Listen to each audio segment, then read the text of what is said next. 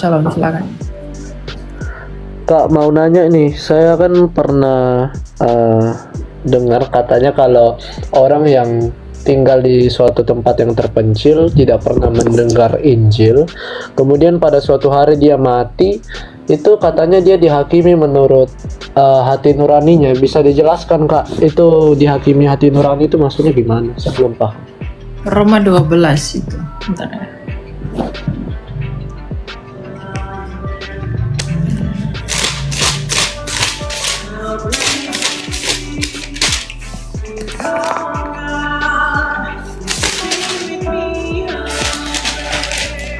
Roma 12, Roma 2. Wow. Nih. Roma 2 ayat 12. Sebab semua orang yang berdosa tanpa hukum Taurat akan binasa tanpa hukum Taurat. Semua orang yang berdosa di bawah hukum Taurat akan dihakimi berdasarkan hukum Taurat.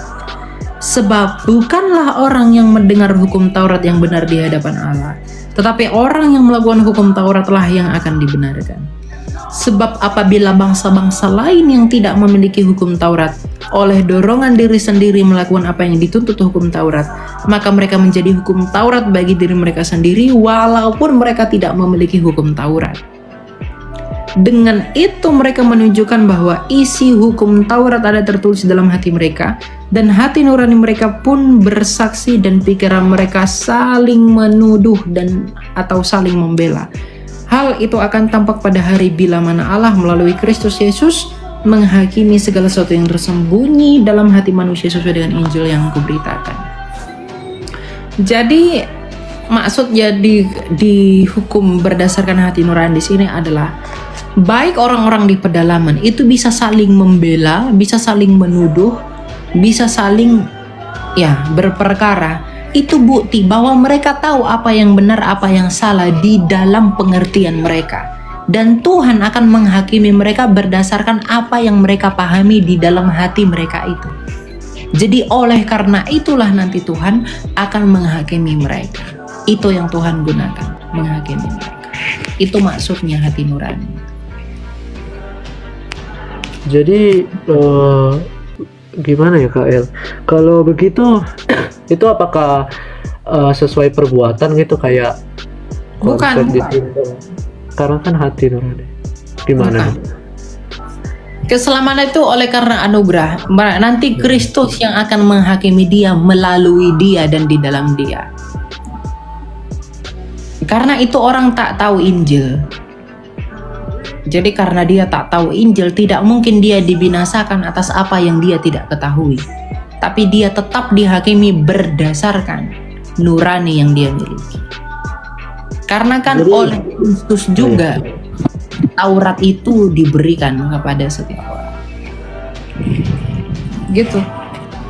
Jadi itu nggak kayak ditimbang gitu, karena kan pasti ada baiknya, ada jahatnya juga kan Kak El, kalau di hati nurani orang yang tidak pernah mendengar Injil itu. Ya, nanti seperti perkataan Rasul Paulus, nanti akan tampak pada bila mana Allah menghakimi melalui Kristus Yesus. Itu nanti semua akan kelihatan.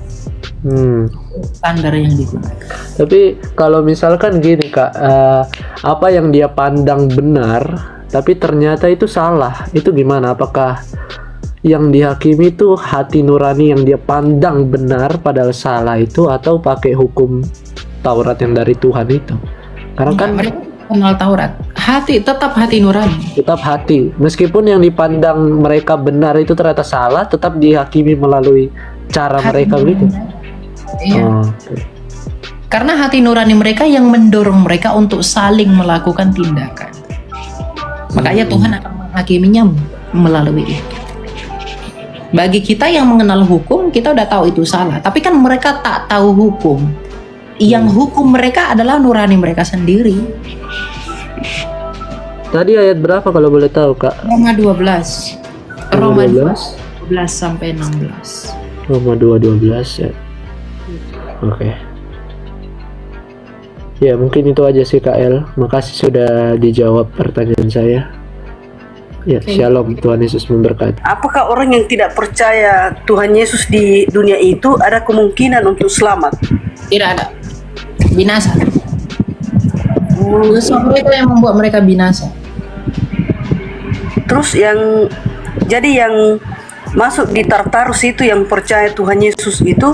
Tolak Yesus. Oh, Orang yang di Tartarus yang tolak Yesus, yang tidak mempercayai Yesus.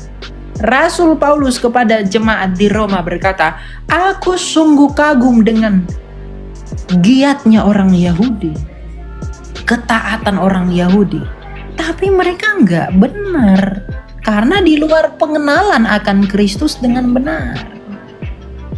Jadi jangan kita ini jangan mengonfirmasi, menghibur diri dengan ya sudahlah, kasihi sajalah, ndak perlu paham Tuhan, ya ndak guna. Kalau masalah kasih perbuatan baik, di luar Yesus banyak lebih baik. Tapi apakah mereka diselamatkan? Di luar Yesus banyak lebih dalam tanda kutip kasih. Lebih banyak orang yang membantu orang miskin. Banyak orang kasih makan di luar Yesus. Tapi apakah mereka diselamatkan? Enggak. Tidak berguna juga itu. Wong dosa mereka ada, ya dosa mereka membawa mereka kepada maut. Meskipun banyak perbuatan baiknya. Meskipun dipandang manusia kasih. Ya toh? Jadi jangan ada menghibur diri dengan yang seperti itu. Saya paham. Saya sangat paham itu. Karena mereka melakukan kasih yang kasih dunia. Sedangkan kepemilikan kasih itu sebetulnya kasih itu kepemilikan yang sejati adalah kepemilikan Bapa itu sendiri. Kasih itu seperti yang dikatakan Rasul Paulus. Yang ku kehendaki ialah mengenal dia. Mengenal. Udah. Mengenal. Ya, jadi pemikiran saya mengenal dia ya. Mengenal dia itu bahwa kasih itu sudah tidak ada yang lebih tinggi lagi daripada kasih. Berarti kasih itu adalah Bapa itu sendiri. Jadi mengenal Bapa yaitu mengenal kasih itu sendiri. Dan juga Yesus Kristus itu juga kasih yang sudah tidak ada melebihinya lagi. Dan juga Roh Kudus itu adalah penyalur kasih yang telah karena anak sudah kembali kepada Bapa dan diutuslah Roh Kudus untuk memberitakan tentang kasih itu. Jadi semuanya adalah kasih. Jadi saya kembali lagi bahwa Tritunggal itu adalah metafora dari kasih. Bukan. Tritunggal itu pribadi, jangan katakan metafora.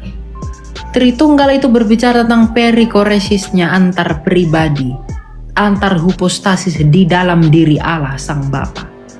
Betul, memang betul. Tapi ya istilahnya saya pakai bahasa sederhana, bahasa manusia yang berlabelkan kasih gitu. Jadi kepemilikan kasih sebelum itu diberitakan, sebelum dia yang tidak terhampiri. Waktu di zaman perjanjian lama dia mengasihi dengan caranya, yaitu dengan membuat ketetapan-ketetapan, membuat peraturan, perintah-perintah. Dan itu semua sebenarnya menyampaikan tentang kasih. Sampai Kristus datang adalah kasih yang disampaikan dan diteruskan oleh Roh Kudus. Jadi semuanya hanya dirangkum di dalam kata kasih atau sebuah hal yang sangat tertinggi dari kehidupan ini yang harus manusia semua tertuju kepada sang kasih tersebut. Silakan. Ya, kasih yang utama, tapi jangan kasih yang buta, kasih yang dikenal dan dilakukan. Ya nggak mungkin buta lah Elia. Kasih yang dilakukan, bentar. Kasih yang dilakukan tetapi buta itu tetap binasa. Nggak ada kasih yang keluar tanpa pengenalan, itu nggak mungkin kasih. Karena, ya pasti. Karena yang mengajarkan kasih itu, yaitu adalah dia yang telah diutus, yang telah menjadi daging. Karena dialah yang mengajarkan kerajaan Allah tentang kasih. Dan itulah menjadi patokan bahwa kita belajar kasih yang sebenarnya jadi dari Yesus Kristus. Di luar Kristus, di luar Yesus, di luar deklarasi imannya kepada Kristus, sebaik apapun dia di hadapan manusia, dia tetap mati, dia tetap binasa. Itu tak karena di luar Kristus memang kasih palsu gitu. Maksudnya kasih yang minta imbalan dan yang lain-lainnya gitu. Ya contoh hal banyak hal. Tapi ini kita tertuju pada kasih yang ditawarkan oleh Yesus sendiri. Iya, pokoknya kasih itu harus belajar, harus mengerti, harus memahami, harus mengenal Yesus yang adalah pernyataan kasih Bapa, Sang Kasih. Dan mengenal kebagaimanaan Allah, mengenal Sang Bapa yang adalah Sang Kasih, yang hidup itu dengan firman dan rohnya. Jangan hujat Allah dengan tolak Tritunggal. Kalau kamu menolak Tritunggal, kamu menolak bahwa Sang Kasih itu adalah yang hidup dan yang mati. Kalau kamu tolak Tritunggal, artinya kamu mengatakan Allah Sang Bapa itu tanpa firman dan tanpa roh. Kamu mengatakan Sang Kasih itu adalah kasih yang mati, tanpa roh dan tanpa firman, kasih yang bisu, kasih yang tidak bisa berbuat apa-apa. Tapi faktanya, kasih yang kita rasakan adalah kasih yang hidup dari Bapa, kasih yang tersalurkan melalui firman-Nya dan dicurahkan melalui rohnya. Jadi kenalilah kasih itu dengan baik ya.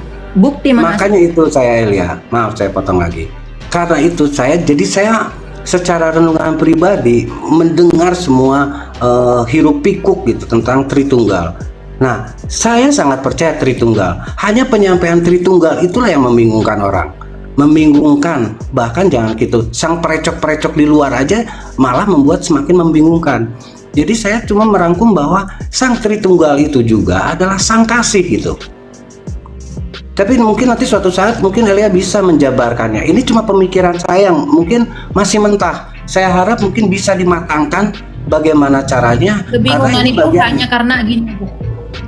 Kebingungan itu hanya karena nggak mau belajar aja. Itu aja. Rasul-rasul nggak ada yang bingung dengan itu. Betul. Udah diajarkan. Mereka nggak. Nah, bagaimana supaya mereka nggak bingung? Kalau saya pribadi saya nggak bingung. Hanya saya cuma prihatin aja melihat kerecokan tersebut gitu. Jadi bagaimana supaya sesimpel mungkin bahwa kalau you mau lihat Tritunggal, you lihat kasih gitu. Karena mereka itu adalah kasih. Ya kurang lebih bahasanya gitu. Tapi mungkin nanti diramu dengan apapun juga supaya banyak rohani-rohani yang masih muda, yang istilahnya masih anak-anak rohani. Yang ini semuanya mereka banyak bergabung di sini. Saya lihat dari apa? Dari pertanyaan-pertanyaan mereka yang saya selalu mengikuti Elia. Ternyata memang pertanyaan-pertanyaan yang rohani kekanak-kanakan. Bukan saya mengukur bahwa saya sudah dewasa, bukan. Tapi memang itulah kenyataan. Tapi saya rasa Elia juga merasakan demikian. Nah, dari pertanyaan-pertanyaan itu, nah itulah tantangan untuk nanti ke depannya bagaimana. Karena kalau kita menjelaskan memang untuk rohani anak-anak, selebihnya ya mungkin ada. Saya lihat Elia sangat berpotensi untuk bisa merangkum atau meramu atau apapun juga untuk bisa lebih mudah diterima oleh orang. Nah, mungkin itu aja. Iya.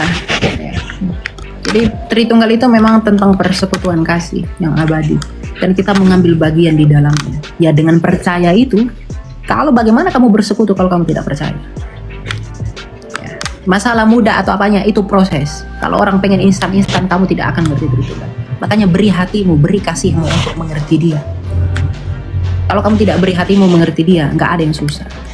Semua sudah tuntas, semua sudah selesai. Finalitas iman telah dideklarasikan di dalam konsili-konsili ekumenis dan juga kitab suci.